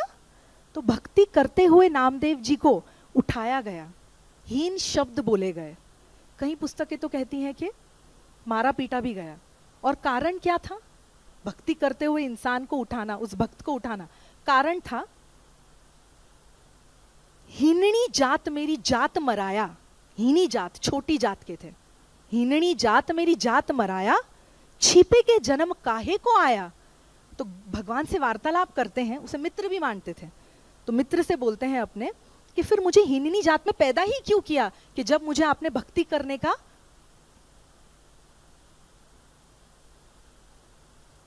मैसेज जो मुझे देना है भक्ति करने का, जब मुझे वही स्प्रेड नहीं करने दोगे आप, तो मैं कैसे संसार को बताऊंगा? जो अधिकार आप मुझसे छीन रहे हो, तो मुझे नीची जात में जन्म ही क्यों दिया? तो ये कहते कहते जब वो मंदिर के बाहर की तरफ जाके बैठ गए और भक्ति में फिर से लीन हो गए और हरि का जप करने लगे, ज्यो ज्यो नामा हर गुण उचरे, फिर आगे लिखते हैं ज्यो ज्यो नामा हर गुण उचरे, भगत जना का देहोरा फिरे। तो जैसे जैसे वो अपने भक्ति में हरि का नाम लेते गए और मंदिर का जो दरवाजा, मंदिर का जो मुख्य द्वार था, वो उनकी तरफ फिर गया। और यह आप अजूबा देख सकते हो औंडा नागनाथ जी के मंदिर में, ये आज भी वहां है कि जो मंदिर का जो द्वार है वो घूमा हुआ है, जहां पे भगत नामदेव जी अपनी भक्ति कर रहे थे। तो इसे गुरु नानक देव जी ने बानी में लिखा है, अहंकारियां निंदका पिठ देह। जो अहंकारी थे, जो निंदक थे, उनको भगवान ने पीठ दिखाई, नामदेव मुख लाया, और नामदेव जी को उन्होंने मुख दिखलाया। अहंकारियां निंदका पिठ दे, नामदेव मुख लाया। तो भगवान अपने भगत की लाज रखने के लिए हमेशा प्रत्यक्ष दर्शन देते हैं।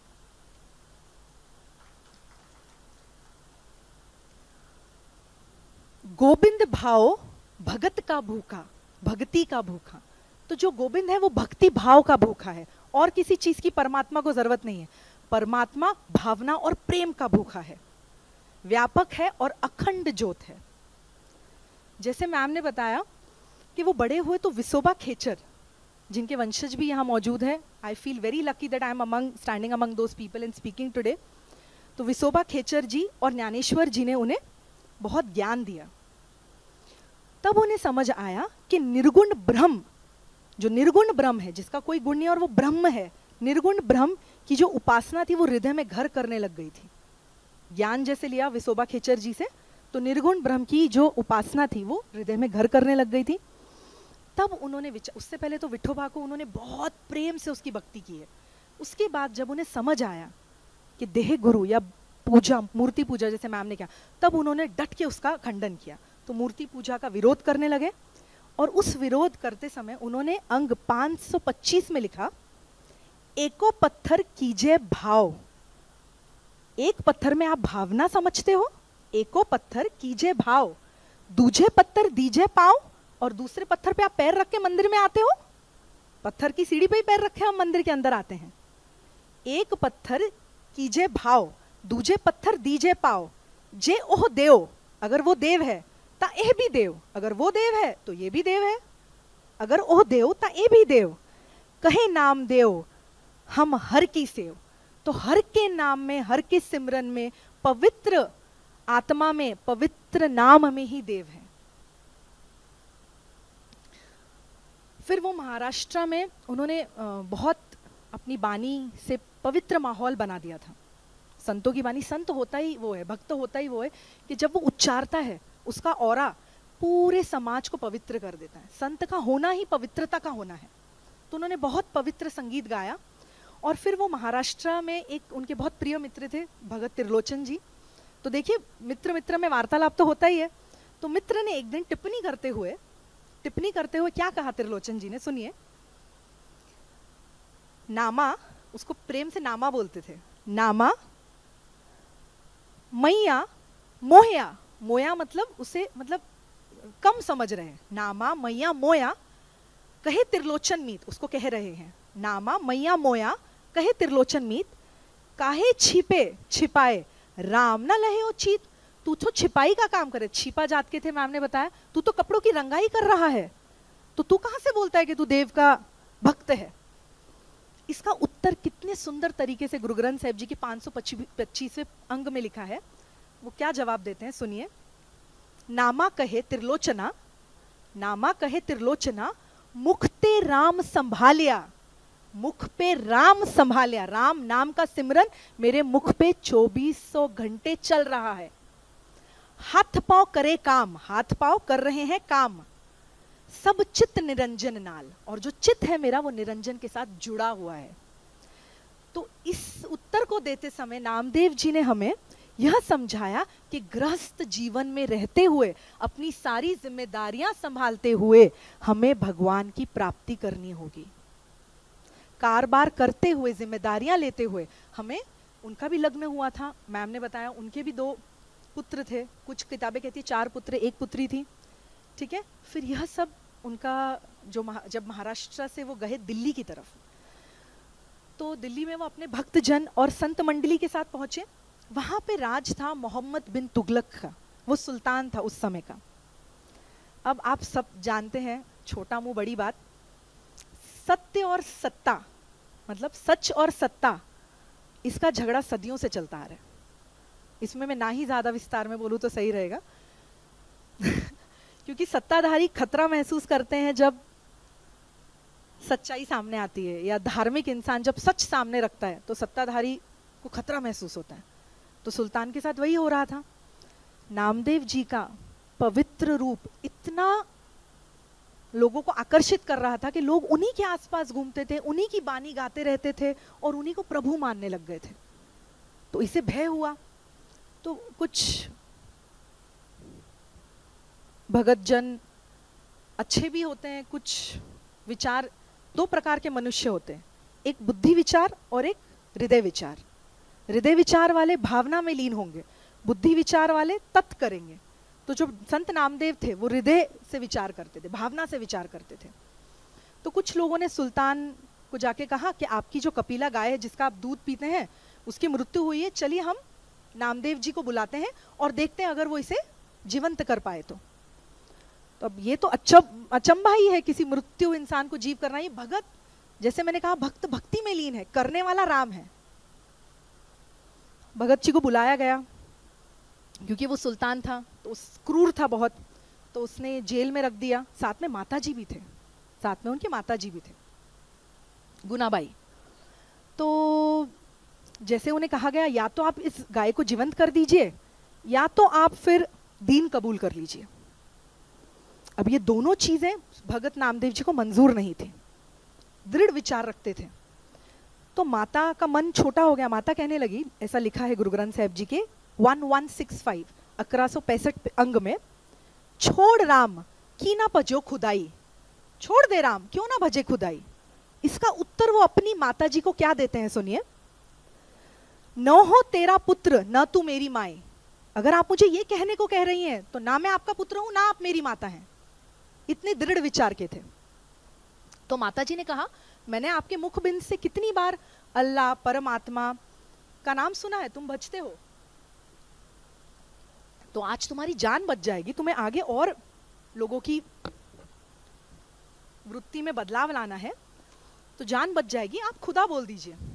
तो वो कहने लगे, माता जब मैं राम या अल्लाह का नाम लेता हूं मैं मौज में होता हूं, मैं उसकी भक्ति में लीन होता हूं। आज अगर छल कपट से या जबरदस्ती आप मुझसे ना राम बुलवा पाओगी ना अल्लाह बुलवा पाओगी, ना दीन कबूल करवा पाओगी। तो सरल उत्तर देते हुए वो हरि के जप में लग गए। अब सुल्तान नीचा महसूस करता अगर वो दीन नहीं कबूल कर रहे। फिर आगे शब्द का वर्णन होता है, 7 घड़ी जब बीत सुनी अझूना आए त्रिभुवन धनी। 7 ऐसा बोला जाता है कि 7.5 घंटे की मोहलत दी गई थी उन्हें। तो 7 घंटे जब बीत गए तब तक त्रिभुवन हनी आए नहीं। हम बोलते हैं आज हमने भक्ति की, कल ही मुझे उसका फल मिल जाए।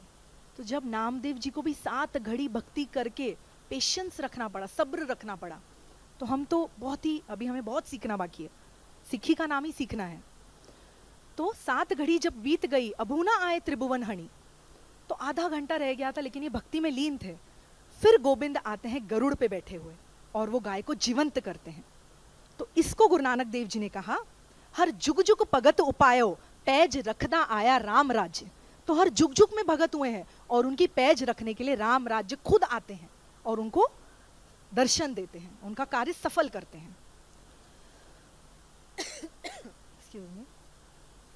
फिर अंक 727 में उन्होंने बहुत ही सुंदर शब्द लिखा, मैं अंधुले की टेक, मैं अंधुले की टेक तेरा नाम खुंदकारा, मैं गरीब मैं मस्कीन तेरा नाम है आधारा, करीमा रहीमा अल्लाह तू गनी। इसका मतलब है कि मैं जिस आधार पे खड़ा हूं वो टेक देने वाला तू ही है। तेरे ही भरोसे मैं इस भव सागर को पार रहूंगा, वरना मैं कुछ नहीं कर पाऊंगा। तो उन्होंने अपनी बानी में राम, गोविंद, ठाकुर, रहीम, करीम, माधव, मुरारी, निरंकार, पार ब्रह्म, हरि, अल्लाह, सारे नाम एक ही रब से हमें जोड़ने वाले नामों का वर्णन किया है। नामदेव जी हर नाम से प्रेम करते थे और सिख भी हर नाम से प्रेम करते हैं। फिर अंग 485 में एक सुंदर गाथा बताई अपनी। सोने की सुई रूपे का धागा, सोने की सुई रूपे का धागा, नामे का चित हर स्यों लागा। जब उन्हें प्रश्न पूछा गया आपका चित लगा कैसे नाम से, तो कहते हैं 2 पन्नों को जोड़ने के लिए जैसे फेविकॉल की जरूरत है, 2 ईंटों को जोड़ने के लिए सीमेंट की जरूरत है, फटे हुए कपड़े को जोड़ने के लिए सुई धागे की जरूरत है, वैसे ही मेरा चित हरि से कैसे जुड़ेगा। जब सोने की सुई, जब मैं ये जो जप कर रहा हूं हरि का, पार ब्रह्म का ये जप, और जब मैं उसमें ध्यान, रुपए का धागा, चांदी का धागा, धागा कौन है, ध्यान, तो जब मैं जप करूंगा और उसमें ध्यान लगाऊंगा तो अपने आप मेरा चित उस पार ब्रह्म अकाल पुरख से जुड़ जाएगा। सोने की सुई रुपए का धागा, नामे का चित हर स्यों लागा।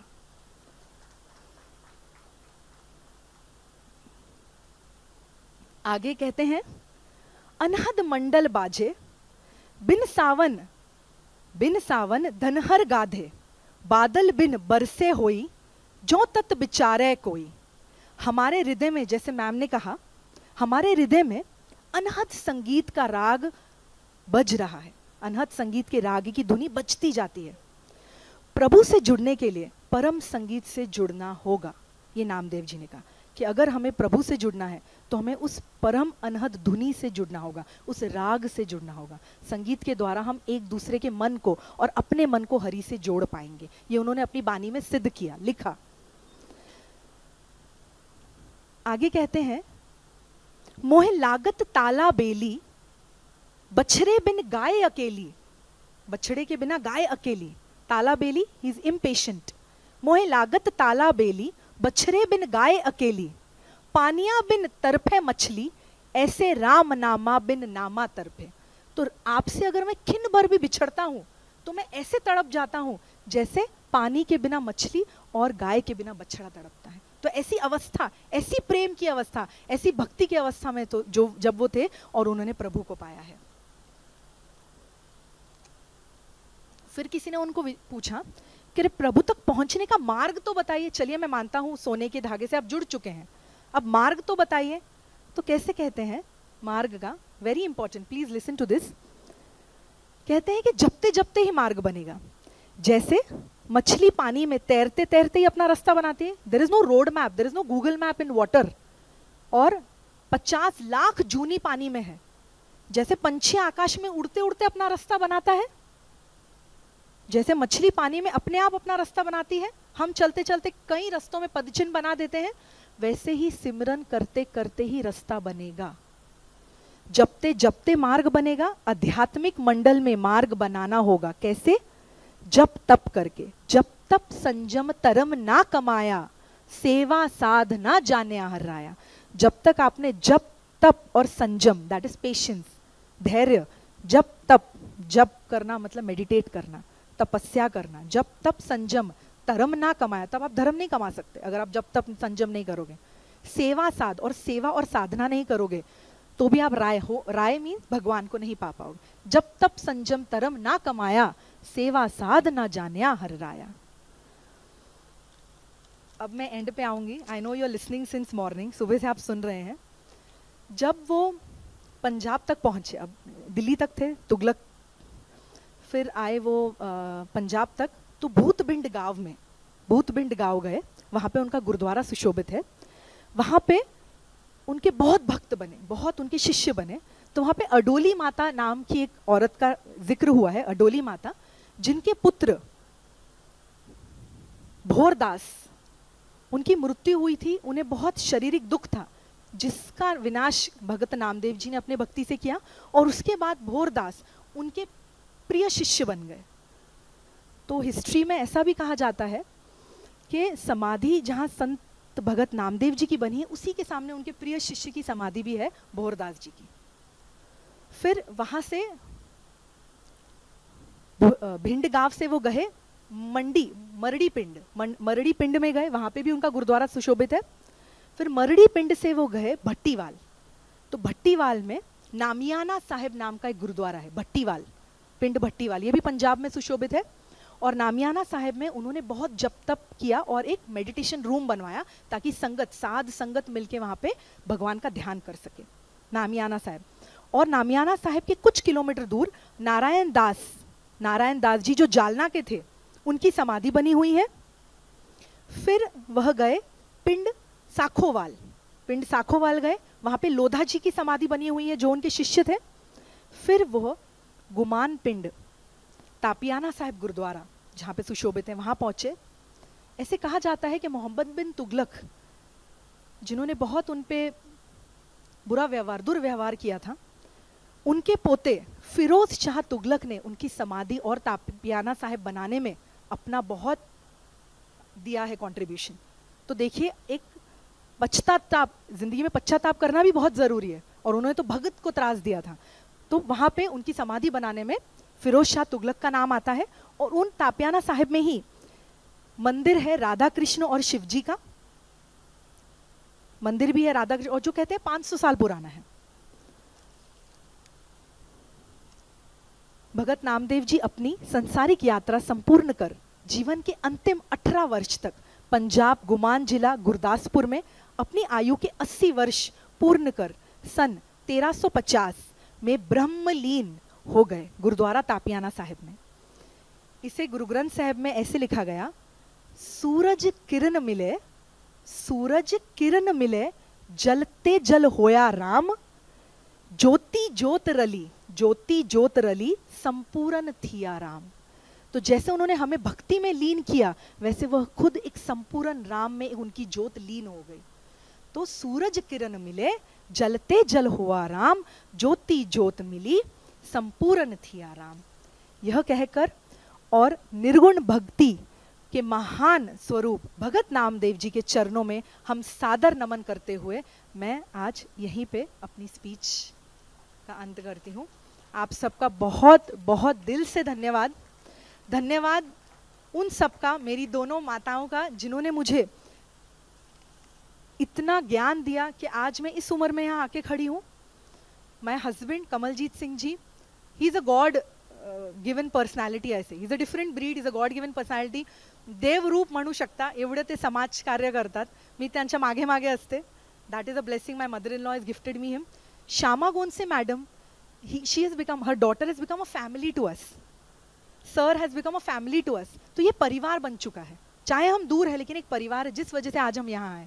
तो मैं बहुत बहुत धन्यवाद देना चाहूँगी मेरे भाई का भी, सबका, जो आज यहाँ पे श्रोता बन के हमें सुन रहे हैं। सुनना बहुत बड़ी बात है, मैं तो बोल रही हूँ, मुझ में तो वो एनर्जी है जो इतने दिन से प्रिपेयर की है, मुझे तो बोलना है, वो टीचर हूँ तो टीचिंग का है, लेकिन आप लोग सुने हो, इतना पेशेंस रखे, you have listen to it, I am highly obliged, gratitude, दिल से आप सबको नमन, दिल से आप सबको थैंक यू सो मच।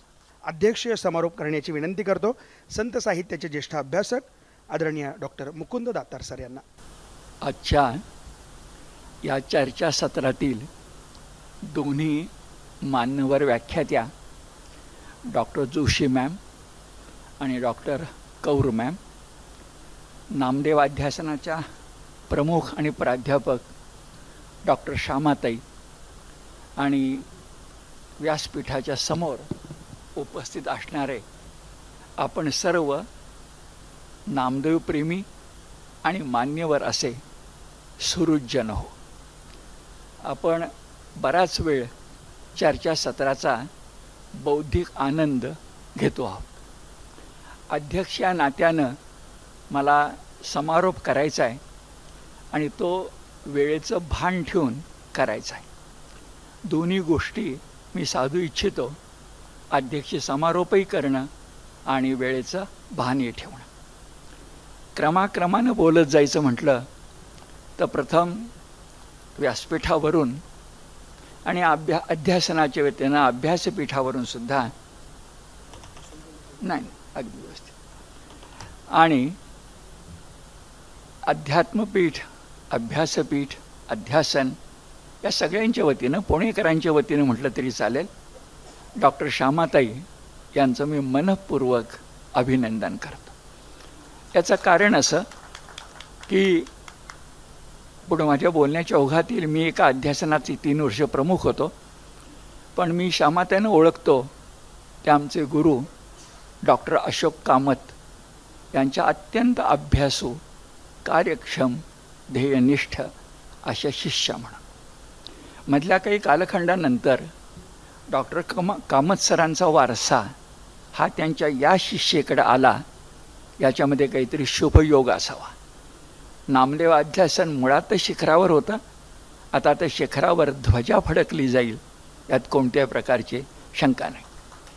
श्यामाताईंचं कौतुक करताना मला आणखी एका गोष्टीचा उल्लेख करायचा आहे की या ठिकाणी त्यांनी, आत्ता आपण बघूया, अनेकांना एकत्र आणलेलं आहे. नामदेव महाराजांचे वैशिष्ट्यच आहे, नामातयाचा किंकर तेणे केलासे विस्तार. का पाठभेद आहे, नामातयाचा किंकर तेणे मांडिले आवार. आवार असो न तर विस्तार असो, अनेकांना एकत्र आणणं ही गोष्ट सहृदय माणसाशिवाय कोणाला जमू शकत नाही. अहंकार दूर ठेवल्याशिवाय, नामदेवांचे शब्द आहेत, अहंकाराचा वारा न लागो राजसा, माझ्या विष्णुदासा भाविकासी. ते सगळे श्यामाताईंना जमलं आहे. आणि म्हणून त्यांनी माझ्याशी प्रास्ताविकामध्ये उल्लेख केल्याप्रमाणे आजच्या दोन्ही व्याख्यान त्यांच्याकडे पहा, दोघांचे अभ्यासाचे विषय वेगळे आहेत. श्रोत्यांच्याकडे पहा, जे जे उपासनापंथ महाराष्ट्रामध्ये आहेत त्या सगळ्यांना एकत्र आणण्याचं काम आणि गंगा नदी निर्माण करण्याचं काम श्यामाताईंनी केलेलं आहे. ही गोष्ट खरोखरच कौतुकास्पद आहे. अध्यक्ष म्हणून मी मनापासून त्यांचं कौतुक करतो. दुसरा मुद्दा असा की अध्यक्ष समारोपामध्ये आधीच्या चर्चासत्रातले जे व्याख्याते असतात त्यांच्यात तुमच्या मनाला आणि माझ्या मनाला दोन्ही भावलेल्या मुद्दे किंवा भावना व्यक्त करणं हे अध्यक्षाचं कर्तव्य आहे. मी प्रथमच सांगतो की या दोन्ही आमच्या व्याख्यात्यांनी आपापल्या विषयाला योग्य वेळेमध्ये उचित असा न्याय दिलेला आहे. पण त्याचबरोबर काही नव्या गोष्टी पण आपल्याला कळल्या. मला संत साहित्याच्या अभ्यासामध्ये मुखबाणी म्हणजे मुख, आपलं मुख असं वाटत होतं, पण अभ्यासातून कळलं त्यांच्याकडनं की मुख हे मुख्यही आहे. आणि नामदेवजी की मुखबाणी ही गुरुग्रंथसाहेब ग्रंथातली मुख्य बाणीसुद्धा असू शकेल. आता कौर मॅडमनी सांगितलं त्याप्रमाणे ही गोष्ट नव्यानं लक्षात आली. त्यांच्या विषयाप्रमाणे शब्द आणि स्वर दोन्ही मिळून नाद ब्रह्म होतं. आणि नाद ब्रह्म ही परब्रह्माची वाट आहे. नाद ब्रह्माच्या वाटेनं तुम्ही परब्रह्माकडे जाऊ शकता. असा शब्द आणि संगीत या दोहोंचा अतिशय सुमेळ हा डॉक्टर जोशी मॅम यांनी केला. त्यामध्ये अभ्यासाची खोली पण होती. विविध रागांचा त्यांनी उल्लेख केला. मग भैरव राग असेल, मारू बिहाग राग असेल, आणि या रागदारीमधून नामदेव महाराजांचे शब्द श्रोत्यांच्या आणि भक्तांच्या हृदयापर्यंत कसे पोचले असतील याचं अतिशय चांगलं दर्शन. आणि त्यांचा आवाजही सुंदर आहे. गाऊन नाद ब्रह्म म्हणून त्यांनी सादर केलं. ही गोष्ट मला अतिशय महत्त्वाची वाटते. चर्चासत्रातल्या निबंधामध्ये अभ्यासही असायला लागतो. अभ्यासाबरोबर तळमळी असावी लागते आणि लोकांना सांगण्याची काहीतरी इच्छाही असावी लागते. आजच्या तिन्ही वक्त्यांच्यामध्ये आणि त्यामध्ये कौर मॅडम यांची तळमळ तर विलक्षणच आहे. मग असे डॉक्टर भिसे म्हणाले त्याप्रमाणे खरंच नामदेव की त्यांना कळलं आहे अशी शंका, डॉक्टर म्हणजे मेडिकल डॉक्टर, अशी शंका त्यांना होती. या मेडिकल डॉक्टरला नक्की चांगला कळला आहे. त्या तळमळीला काही तोडच नाही. तिन्ही भाषातून त्यांचा लाडका शब्द आहे बहुभाषिक, आणि खरंच बहुभाषिक अशा प्रकारे त्यांनी विवेचन केलं. त्यांच्याबद्दल बोलताना मला अधिक जाणवलं. नंतर मी जे काही तुम्हाला सांगू इच्छितो त्याच्यामध्ये येणार आहे. भक्त आणि संत यात काय थोडा फरक आहे का सांगेन नंतर. पण त्यांनी भक्त आणि भगत म्हणून ग्रंथसाहेब ग्रंथाचं अंतरंग अक्षरशः आपल्या डोळ्यासमोर उभं केलं. आता आम्ही संत साहित्याच्या अभ्यासक ग्रंथसाहेबबद्दल जुजुबी माहिती असते, पण मुख्य गोष्ट अध्याय नाही आहे, प्रकरण नाही आहे, अंग आहे. अंग, उपांग, उत्तमांग आणि सगळं सगुण गुरुदेवांचं आहे. शीख मंडळींची जी भावना आहे ना, की गुरु गोविंद सिंगांनी म्हटलंय ना, 11वा नाही 10वा झाला, त्यानंतर ग्रंथ साहेब हाच सगुण गुरु आहे, सगुण मूर्ती आहे. आणि तशी असेल तर तिचं अंगच असणार आणि त्या अंगाचाच आशीर्वाद आपल्याला मिळतो, हे त्यांचं सांगणं असेल. किंवा बहुभाषेचा मी आता उल्लेख केला, सतनाम याबद्दल त्यांनी सांगितलेल्या गोष्टी. आणि सगळ्यात विशेष गोष्ट वाटली की त्या नामदेवजींच्याबद्दलच्या गुरु नानक देवांनी लिहिलेल्या कथा आम्हाला सांगत होत्या. नाहीतर या सगळ्या कथा मला की आपल्याला चमत्कार कथा म्हणून माहिती आहेत.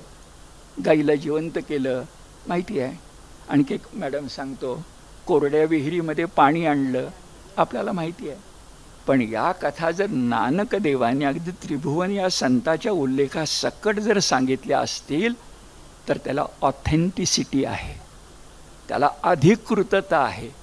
याचा चमत्कार म्हटल्यानंतर काही माणसं आम्हाला अंधभक्त म्हणतील, पण नानक देवासारखी व्यक्ती, ज्ञानदेवांसारखी व्यक्ती जर स्वतः काही लिहून ठेवत असेल आणि ते पिढ्यानपिढ्यात जपलं जात असेल तर सतनामाप्रमाणे ते सत आहे, यात कोणत्याही प्रकारची शंका नाही. आणि ते सगळं आपल्यासमोर त्यांनी फार चांगल्या रीतीने सांगितलं. 4-5 कथांचा त्यांनी उल्लेख केला. काळाचा पट बरोबर डोळ्यासमोर आणला. मग मोहम्मद तुघलक असेल आणि त्याचा पश्चाताप दगदुजाला मुलगा असेल, काळाच्या पटाचं बरोबर भान ठेवून इकडं तिकडं न जाता बरोबर अंतस्वर पकडायचा, ही गोष्ट साधी नसते. अभ्यासकाजवळ त्यासाठी एक प्रकारची निष्ठा लागते, त्यांच्यापाशी आहे, तळमळ लागते. आणि अधिक आपण अभ्यास करा. आणि मी तर म्हणेन साऱ्या महाराष्ट्रालाच तुम्ही फिरून जरा हा ग्रंथ साहेब ग्रंथ आणि नामदेवजी त्यांना आकडे सांगितले, किती भक्त आहेत त्याच्यामध्ये, भगत म्हटलं आहे, किती अन्य मंडळी आहेत हे माहिती नाही आहे कोणाला. हे जर ध्यानामध्ये घेतलं तर या दोघांचंही मी मनपूर्वक कौतुक करतो. याला धरून एक सांगतो आपल्या विचाराला दिशा म्हणून, जी माझ्या पुढच्या भागात राहून जाईल म्हणून विसरायला नको. क्षमा ते आपणही लक्षामध्ये घ्या.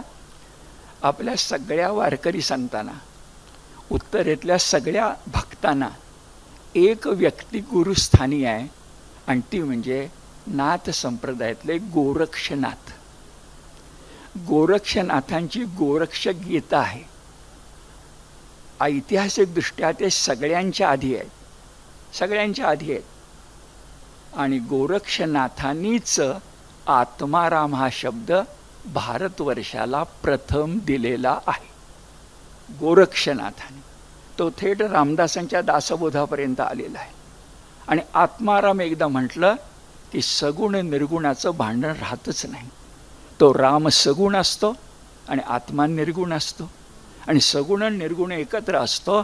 जसा देहामध्ये आमच्या देही नसतो, गीता सांगते, पुरुषोत्तम असतो, तशा पद्धतीनं आत्माराम एक शब्द उच्चारला की अनेक प्रश्न सुटतात. सूर्योदय व्हावा आणि अंधार दूर व्हावा तशी स्थिती असते. आता शेवटच्या 5 मिनिटात मला जे मुद्दे सांगायचे आहेत अध्यक्ष म्हणून ते क्रमाक्रमानं सांगत जातो. एक खास उल्लेख मी आपल्या लक्षात आणून देतो की नामदेव महाराजांना राष्ट्रनिर्माते आपण म्हणतोच आहोत आणि यात काही शंकाच नाही, पण हे जुन्या कालखंडातसुद्धा मान्य झालेलं आहे. आणि नॅशनल बुक ट्रस्ट म्हणजे संस्था आहे, तिनं भारतातल्या जवळपास सगळ्या भाषांच्यामध्ये, मराठी आहेच त्याच्यामध्ये, 14-15 भाषांच्यामध्ये काही छोटी छोटी चरित्र दिलेली आहेत नॅशनल बुक ट्रस्टनं. त्यामध्ये आपले नामदेव महाराज आहेत. म्हणजे नॅशनल बुक ट्रस्टला एखादी मोहीम चालवताना राष्ट्रनिर्मात्यामध्ये 1270 ते 1350 हा त्यांचा जीवनपट 80 वर्षाचा. इतकी प्राचीन व्यक्ती आठवते, ही गोष्ट साधी नाही. संतांनी काय केलं असा प्रश्न कधी कधी तथाकथित बुद्धिवादी विचारतात.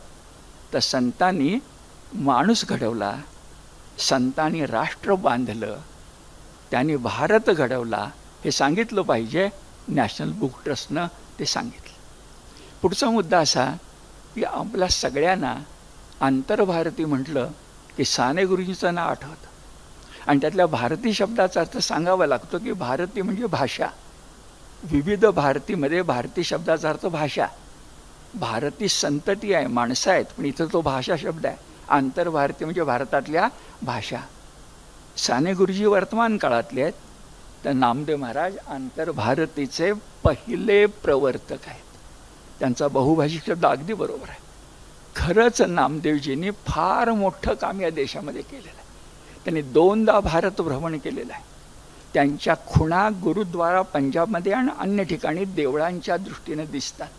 एक ध्यानामध्ये घ्या, वास्तू आणि उत्खनन हा शास्त्रीय अभ्यास असतो वाङ्मयाचा. वाङ्मय काय सांगतोय लोक मानणार नाहीत, पण जेव्हा वास्तू दिसते, वस्तू दिसते, उत्खनन दिसतं, तेव्हा कोणी नाकारूच शकत नाही. नामदेव महाराजांची भारतातली, मराठवाड्यातली, दक्षिणे म्हणजे अगदी कावेरीपर्यंत आणि वर उत्तर भारतात जी मंदिरं आहेत, जे गुरुद्वारे आहेत, ही सगळी नामदेव महाराजांची पदचिन्ह आहेत, पाऊल खुणा आहेत, प्रसाद पर्व आहे, असं आपल्या लक्षामध्ये येईल. म्हणून ते राष्ट्रनिर्माते आहेत, आंतरभारतीचे जनक आहेत. तिसरी गोष्ट अशी जी मी आत्मारामाशी जोडतो की आपण सगळं हिंदी साहित्य जर वाचलं तर हिंदी साहित्यामध्ये प्रेमचंद हे ज्या पद्धतीने आहेत, तर सगळ्या हिंदी साहित्याच्या इतिहासामध्ये संत मत नावाचा एक वाङ्मयीन प्रवाह आहे. भक्त भगत आणि संत मत, भांडण नाही हां, आपल्याकडे भांडण नसतंच. तर संत आणि भक्त यांच्यात काय फरक ते सांगतात. तर संत म्हटलं आणि मग तसंच घडले, कबीरदास घ्या, नानक देव घ्या, नामदेव घ्या, सगळे घ्या, मीराबाई घ्या, नरसिंह मेहता घ्या, चैतन्य प्रभू घ्या, सगळे संत जे आहेत ना ते भक्ती करतायत, पण मनात कुठंतरी त्यांच्या निश्चितपणे निर्गुण आत्मा राम आहे. आणि मुद्दाम सांगतो, हा वारसा नामदेवांना पंढरपूरच्या विठ्ठलानं दिलेला आहे. कारण विठ्ठल हा देव असा आहे की विठ्ठल हा देव सगुण निर्गुणात्मक देवाधिदेव पंढरीश पांडुरंग आहे. तो मूर्तीपूजाही मान्य करतो आणि मानसपूजाही मान्य करतो. असा विटेवर उभा असणारा पांडुरंगासारखा देव जगात नाही, अशी स्थिती आहे. तो वारसा नामदेवांचा. तो उत्तरेत गेला. उलटी गंगा वाहिली बघा, दक्षिणेकडे उत्तरेकडे, आणि उलट्या गंगेनं नानक देव, कबीरदास, आता जास्त बोलायला नको, सगळ्यांचे कुलपुरुष जर कोण असतील तर नामदेव महाराज हा महत्त्वाचा मुद्दा. आणखीन एक महत्त्वाचा मुद्दा असा की नामदेव महाराजांचं नाव जे आहे ना ते त्यांच्या आईवडिलांनी ठेवलेलं, पण अत्यंत महत्त्वाचं आहे. नामदेव कोण? ज्यानं नामवेद निर्माण केला. नाहीतर 4 वेद जे होते ना ते त्रिवर्णांच्या कानाला लागले, ब्राह्मण क्षत्रिय वैश्य, आणि गाव कुसावर लागले नाहीत. ही खंत ज्ञानदेवानी व्यक्त केली आहे आणि त्याच्या आधी श्रीकृष्णाने व्यक्त केली आहे गीतेतल्या 9व्या अध्यायात. ते पी यांती परांगतीम, याचा अर्थ समजून आपण घेऊया. ते जर ध्यानामध्ये घेतलं तर नामदेवानी नामवेद निर्माण केला, 5वा वेद निर्माण केला. नामदेवरायांची गाथा म्हणजे तुकोबा गाथेप्रमाणेच मराठी माणसाचा वेद आहे, आपल्या पंजाबी माणसासुद्धा वेद आहे. आणि वेद म्हटलं की ज्ञानराशी, त्यात उत्तर नाही. म्हणून ज्यानं नाम वेद केला तो नामदेव. नाम जपता जपता देव होता येतं हे जो सांगतो त्याचं नाव नामदेव. आणि शब्दशः नामदेवरायांच्या अभंगामध्ये सगळ्यात जास्त अभंग नामाबद्दलचे आहेत. त्यांनी समूह भक्ती शिकवली आहे. वारकरी संप्रदायाचं मोठं वैशिष्ट्य आहे. गुहेत जाऊन ध्यान करायला वारकरी संप्रदाय कधी सांगणार नाही. टाळ मृदुंगाचा घोष कर, देवळामध्ये बस, आम जनतेला एकत्र कर आणि गदारोळ कर, आणि एकाधेनी वैकुंठा जावे, येथे ग्रामची केले आघवे.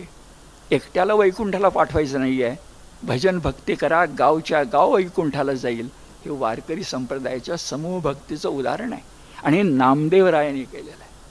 ज्ञानदेवाने पाया रचला तात्विकदृष्ट्या, पण वारकरी संप्रदाय वाढवायचं काम आयुष्यही लाभलं त्यांना. 80 वर्षाचं नामदेवरायांनी केलं आहे. नामदेव अध्यासन हे काम त्यासाठी मोठ्या प्रमाणात करतं आहे, ही गोष्ट अत्यंत महत्त्वाची. आता 2 वाक्य बोलून थांबतो. नामदेव आणि ज्ञानदेव एकाच शतकातले ना. बरोबर सांगायचं तर ज्ञानदेवांचा जन्म इसवी सन 1275 आणि नामदेवांचा जन्म 1270. म्हणजे नामदेव हे ज्ञानदेवांच्यापेक्षा 5 वर्षानं वडील आहेत. आणि तरी संजीवन सोहळा अशी आपण सांगितला तसा संजीवन सोहळा कसा रंगवला असेल. थोरल्याच्या आधी धाकल्याचे जाणे, ऐसे लाजरवाणे झाले देवा. हे नामदेवांचे शब्द निवृत्तनाथांच्या डोळ्यातले अश्रू आजही आपल्याला सांगतात. राहवत नाही म्हणून सांगतो. मग अशी भिसेने उल्लेख केला की चरित्र सांगायचं राहिलं. डॉक्टर भिसे, मी आपल्याला सांगतो चरित्र कशाला. मी अभ्यासातून सांगतो, मराठी साहित्यामधले सगळे वाङ्मय प्रकार जर कोणी निर्माण केले असतील तर नामदेवानी. लिरिक म्हणजे भावगीत हे केशवसूत यांच्या कालखंडातून नाही आलं. वर्सवर्थनं नाही शिकवलेलं आम्हाला. अंतरीचे धावे स्वभावे बाहेरी धरीत आहे परी आवरेना, हे तुकोबांचं वचन आहे. आणि नामदेवांचा प्रत्येक अभंग असे उल्लेख झाल्याप्रमाणे दुधावरची साय तैसे गाणे गाय असं ज्ञानदेवांनी म्हटलंय. बघा, म्हणून त्याला रागदारी आहे. तो अंतःकरणाचा सूर आहे. नामदेव महाराजांनी फार मोठी गोष्ट दिली आहे. बघा, आत्मचरित्र ऑटोबायोग्राफी वाटताला इंग्रजांनी दिली. आपण नामदेवांच्या अभंगामध्ये बघा, आई गोणाई आणि पत्नी राजाई यांनी कसं यांना म्हणजे कसं काय म्हटलंय. साधन मार्ग सगळा नामदेवांनी आपल्या अभंगातून आत्मचरित्र रूपाने सांगितलंय. म्हणून मराठीतला पहिला भावगीतकार, मराठीतला पहिला आत्मचरित्रकार, मराठीतला पहिला चरित्रकार, मराठीतला पहिला प्रकरण लेखक अनेक आहेत. 7-8 अंग आहेत. एवढी मोठी गोष्ट आहे. आणि न कळत साहित्य निर्माण करायचं म्हणून साहित्य निर्माण झालेलं नाही आहे. भक्तीचं एक साधन म्हणून साहित्य निर्माण झालं आहे, हे लक्षात घ्या. वाक्य सांगतो म्हटलं ते असं प्राध्यापक श्रीम माटेंनी लिहून ठेवलं आहे. ज्या क्षणी चंद्रभागेच्या वाळवंटामध्ये 2 देव एकत्र आले, ज्ञानदेव आणि नामदेव, तो महाराष्ट्राचाच नव्हे भारतवर्षाचा भाग्योदय होता, असं श्रीम माट्यांचं वाक्य आहे. याचा अर्थ आपण समजून घ्या. आणि शेवट, मी स्वतः या ठिकाणी ज्ञानदेव अध्यासनाचा प्रमुख होतो. साल सांगतो 2018 ते 2021. त्या कालखंडात आम्ही एक गोष्ट सुरू केली होती. म्हणजे डॉक्टर सदानंद मोरे, अभय टिळक आणि मी 3 अध्यासनांचे प्रमुख होतो. आम्ही वारकरी वारसा विशारद नावाचा एक अभ्यासक्रम सुरू केला होता. त्याचं सगळं मी घोणसे मॅडम यांच्याकडे दिलेलं आहे. माझी अशी इच्छा आहे की गेल्या 1-2 वर्षात खंड पडला आहे, पण नको खंड पडायला. वारकरी वारसा विशारद हा अभ्यासक्रम बहिशाल शिक्षण म्हणून आपण करू शकतो. विद्यापीठाचं प्रमाणपत्र देऊ शकतो. पुन्हा एकदा घोणसे मॅडमनी त्यामध्ये लक्ष घालावं. आणि मी गीताध मंडळाचा एक सेवक आहे, त्याच्या आधारे सांगतो, गावातली जर अध्यापनासाठी जागा हवी असेल तर गीताध मंडळाला एक वर्ग पाहिजे तेव्हा उपलब्ध करून देण्याचं मी आश्वासन देतो आणि थांबतो. माझा अध्यक्ष समारोप थोडासा लांबला, आपण ऐकून घेतलात याबद्दल मनपूर्वक धन्यवाद.